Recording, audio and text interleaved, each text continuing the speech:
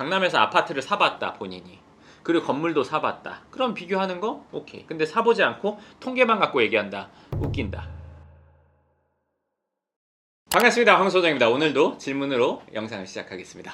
강남 빌딩 전문가란 무엇일까요? 뭐 강남 빌딩에 대해서 겁나 잘 아는 거지. 유튜브 보면 전문가, 부동산 전문가들 엄청 많잖아요. 그런 거 그치. 보시면 좀 어떻게 생각하세요? 이게 옛날에는 솔직히 말해서 짜증났고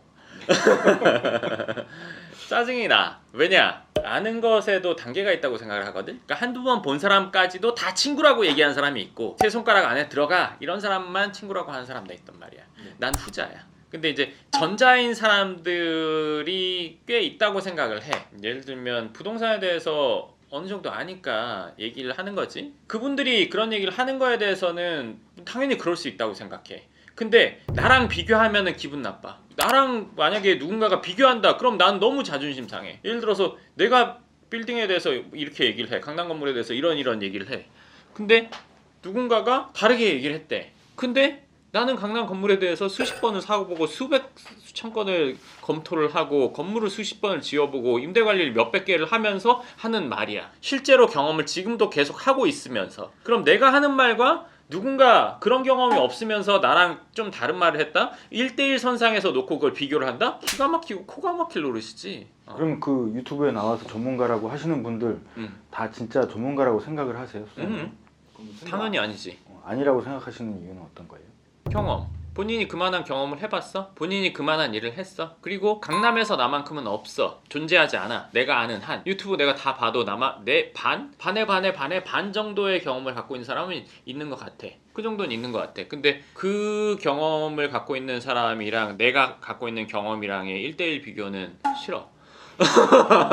저도 요즘에 유튜브를 보다가 자칭 이제 부동산 전문가 분들이라고 나와가지고 강남 이제 아파트 시장하고 빌딩 시장하고 똑같이 빗대어서 이야기를 하면서 하락할 거다 이렇게 얘기를 하시더라고요. 그러면서 조금 안 좋은 말들도 있는데 그거는 이제 나는 그렇게 얘기할 수 있다고는 생각해. 근데 이제 너가 지금 한 말이 사실이라면 아파트랑 건물을 동일선상에 놓았다면 그렇다면 그거는 정말 모르는 거지. 모르니까 그렇게 얘기할 수 있는 거야.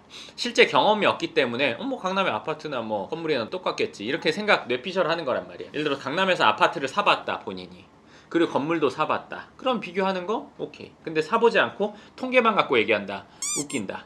근데 그런 분들이 되게 이상하게 사람들이 좋아하고 그 사람들이 운영하는 채널이나 이런 것들이 굉장히 급성장을 하더라고요. 또 나는 전혀 필요 없다고 생각해. 우리 구독자분들 중에는 제가 이렇게 얘기하는 이유를 눈치채는 분들이 많으실 거예요. 폭락을 한다고 하는 사람들이 아무리 많이 모여있다고 하더라도 저희는 저희 채널에 있는 분들 한 명이 그 채널에 있는 100명보다 저는 낫다고 생각합니다. 왜냐하면 그냥 수동적으로 영상을 보면서 자기 위안을 하는 많은 사람들, 떨어질 거야, 떨어져야 돼 이렇게 생각하는 사람들, 부정적인 얘기를 꾸준히 듣다 보면은 내 생각도 부정적이 됩니다. 장기간 듣게 되면 쉽게 말해서 아무리 농도가 약한 약이라도 장기간 먹게 되면 내성이 생기는 거잖아요.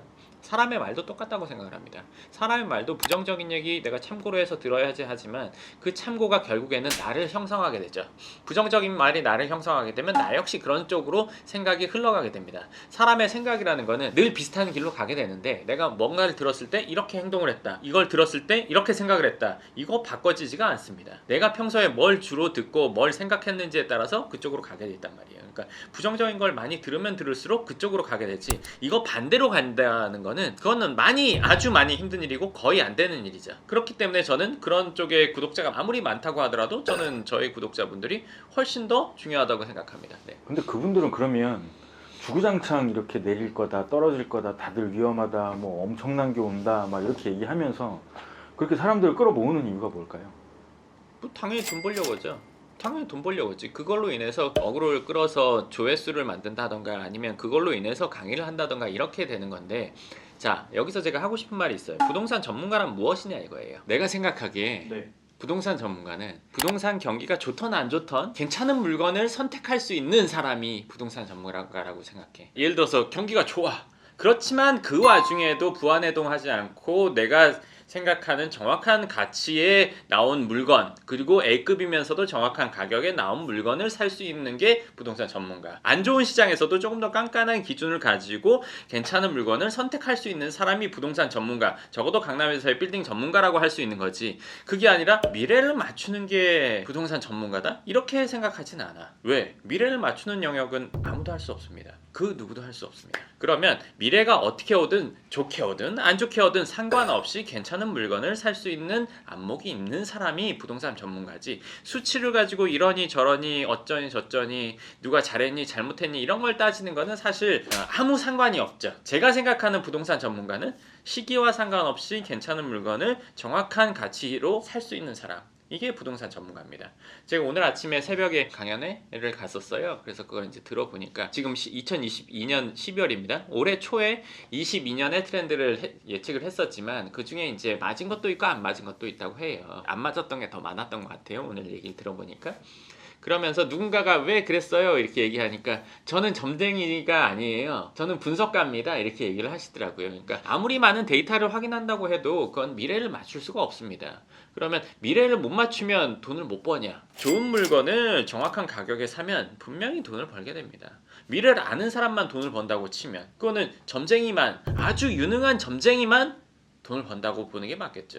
예측이 안 맞으면 내가 오를 거라고 샀는데 떨어졌다는 거잖아요. 무슨 말인지 딱 맞아. 딱 맞는데 이건 일반인의 시각입니다. 100억짜리 건물이 있어요.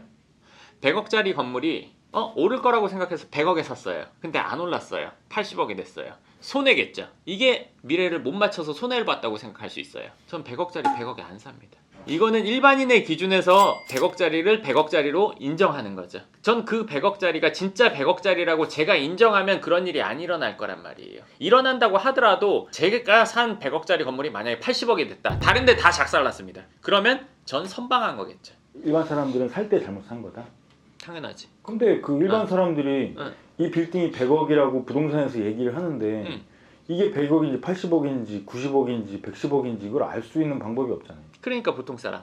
일반 사람들은 계속 손해만 볼 수밖에 없는 그런 구조? 제대로 사는 거는 소 뒷걸음질 치다가 사는 건 있겠지. 그럼 생각해봐. 내가 수영을 한 번도 안 배웠어. 수영대회 1등 할 수 있어? 수영 한 달 배웠어. 1등 할 수 있어? 못하죠. 당연한 겁니다. 부동산에 대해서 안목이 없어. 부동산을 많이 사보지 않았어. 잘못 사는 게 당연한 겁니다. 조금 더 얘기를 해드린다면 그러면 누군가가 건물을 처음 살 때 무조건 실패하느냐 무조건 잘못 사느냐 그건 아니죠. 왜? 제가 아까 얘기 드렸듯이 잘 사는 경우가 있을 수 있어요. 제 기준은 훨씬 더 엄격하니까 제 기준에서 잘 사는 일이 있기는 매우 힘들다는 거예요. 근데 보통 사람의 영역에서는 잘 사는 일들이 있을 수 있겠죠. 쉽게 말해서 과일도 도매가 있고 소매가 있어요. 그러면 소매보다 도매가 늘 쌉니다. 그럼 도매인이 생각하는 과일 가격 수박 한 통에 9,000원. 소매인이 봤을 때는 이거 11,000원. 그럼 내가 봤을 때 11,000원이든 만원에 사든 이거는 난 안 산다는 얘기지. 내 기준에 합당한 거래를 보통 사람이 하기가 어렵다는 거야. 내 말은.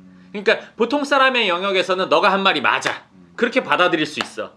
그렇지만 이거는 나와 서로 생각하는 게 다르기 때문에. 무슨 말인지 아시겠죠? 이제? 이해가 되죠?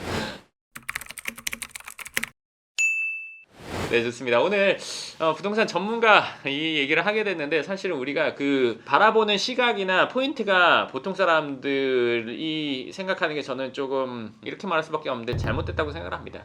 미래를 맞추는 게 전문가가 아니라 부동산 전문가라는 거는 부동산에 대한 정확한 안목이 있어야 되는 거예요. 아무리 시장이 안 좋아도 8억이면 사야 돼 말할 수 있는 게 전문가입니다. 이 안목을 갖고 있는 그 부동산에 대해서 정확한 기준을 갖고 있는 사람, 안목을 갖고 있는 사람이 부동산 전문가지. 부동산 하면 뺄 수 없는 거 발품, 안목. 이 두 개가 결여되어 있으면 부동산 전문가 절대 될 수가 없어요. 그건 말이 안 되는 거예요. 말장난하는 거밖에 안 되잖아요. 이거 너무 세게 얘기한다고 생각할 수 있지만 현실이 사실이잖아요. 수영 전문가인데 물에 안 들어가 봤어. 그거 어떻게 수영 선수라고 할 수 있어요? 그럼 그냥 수영 설명 전문가 할 수 있겠죠. 부동산 마찬가지입니다. 한 번도 사보지 않고 지어보지 않고 임대관리 해보지 않고 자료만 갖고 얘기하는 부동산 설명 전문가들은 이거에 대해서 떠들 수는 있죠. 생산적인 활동을 해본 적이 없어요. 본인이 돈을 벌어보지 않았고 실제로 어려움을 겪어보지 않았고 그런 사람 말을 듣고 따라간다? 본인이 부동산 설명 전문가가 되고자 하는 사람은 그걸 따라도 됩니다. 제가 오늘 얘기한 게 세거나 과하다고 생각할 수 있지만 이거는 명백한 사실이잖아요. 그래서 얘기를 해드리는 거예요. 그러니까 내가 되고 싶은 게 부동산 설명 전문가냐, 아니면 부동산으로 적어도 난 돈을 벌고 싶은 거냐에 따라서 누구 말을 들어야 될지 우리가 취사 선택하는 게 맞을 것 같습니다. 그럼 오늘 영상은 여기까지 하도록 하겠습니다. 감사합니다.